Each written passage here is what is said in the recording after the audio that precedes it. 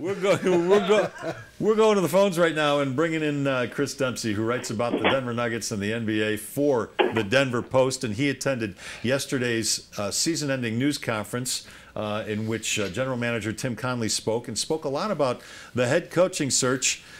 Chris, what did you learn from that news conference yesterday about the coach search? Where are they going to go here?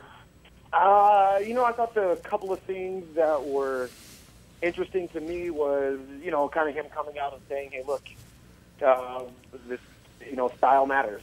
We're going to look for a guy who, Denver Nuggets basketball has been fast-paced in the past, and there's been success with that, and they're going to tap into that again for the future, and so that's going to be part of the criteria. I mean, he flat out said that, one of the questions he's going to ask of them is, what do you know about the history of Denver Nuggets basketball and in that respect? I thought it was a clear statement on, to be honest with you, finally, about where they are going pace-wise. And so I think you can get a better view of what kind of coach fits that mold. So I thought that was interesting. A lot of the other stuff, just him kind of talking about it in general. It was just kind of good to hear from the GM about the search in general. They said they want to be patient, and quite frankly, they can be. There's only two teams in the NBA right now. Unless I missed something today, there's only two teams that don't have head coaches, and that's the Nuggets and the Orlando Magic. And so, right now, the only competition is the Magic, so they can kind of take their time a little bit, but they still need to be mindful of the time frame coming on into the draft. Chris, this is Woody Paige, the People's Choice, and I'd like to... Self-declared, by the way, Chris. I would just question that. They said, well, they can take their time. I just said on this program, the sports show, a few minutes ago, Chris was my co-host last Friday, and Chris, we need to do more of that because you and I were great together. The world has spoken, and they would like this show to become Woody and Chris. Yeah. So I would disagree with you, as I did on Friday on several different things, that I think they need to do it as quickly as possible. We know Mike D'Antoni's at the top of the list. Gentry, I like Alvin, but he's not the right answer here. Doesn't excite anybody. I mean, I think that you need a coach to get in here.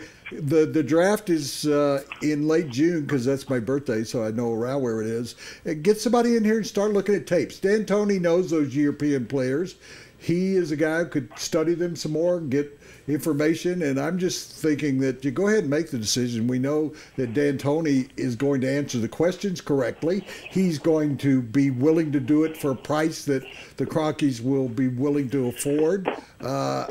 They went through that process the last time. How did that work out when they went through that process and asked all those questions?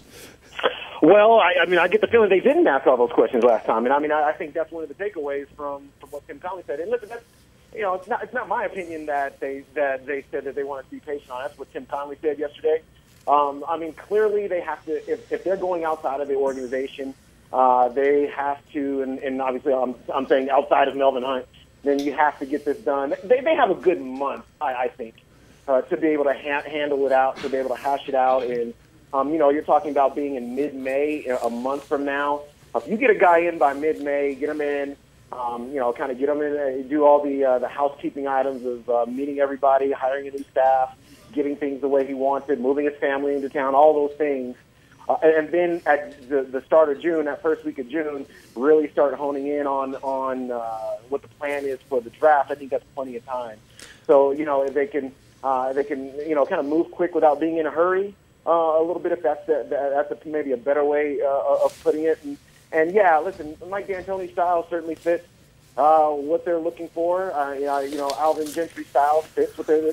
Both of those coaches took Phoenix to the Western Conference Finals, so there's really no difference between them in that respect. Both like to play fast. I think Mike D'Antoni's not known for playing any defense at all. I think Alvin Gentry's coming from the team that plays the best defense in the NBA and the best offense in the NBA, so that's a little feather in his cap. But certainly more candidates are out there as well, so it's not just those two. It'll be interesting to see who Give us two more. I'd like two more. I'm getting tired of hearing their names all the time. Yeah, Is there somebody we haven't heard of? Is Phil Jackson available, Chris? Yeah, I mean, we know all the we all know the names. I mean, Billy Donovan's going to be a name. And then I'll be interested to see. I tell you what, guys, the name I'll be interested to see what happens is Scott Brooks. You know, I mean, if Oklahoma City is going to let him go, then I think that is the Nuggets should be very interested in him. Obviously, with the ties here before, a lot of success playing an up-tempo style in Oklahoma City. And certainly a veteran coach that there's no experience demerit against him. So there's a number of different directions. The Fred Hoiberg's name was out there. I mentioned it on I think the morning show the day that or soon after Brian Shaw was fired, that Fred Hoiberg would be a name that would be explored. And in fact, it's a name that's circulating out there. And he'd be the college coach that actually plays the up-tempo style.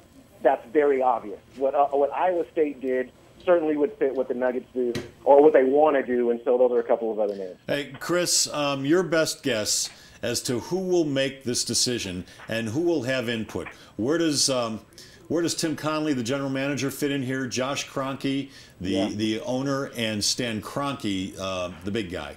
Right. Yeah. So at the very least, it's a collaboration between Tim and Josh. But Stan Kroenke is going to have to sign off on anything that happens. So I mean, I guess the buck kind of stops with Stan. But it'll be more of a collaboration than anything else. Obviously, Stan's not out there doing the interviews and that kind of stuff. Connelly and Josh Kroenke are doing that. So they're actively talking to the candidates and they're making the calls and having the meetings.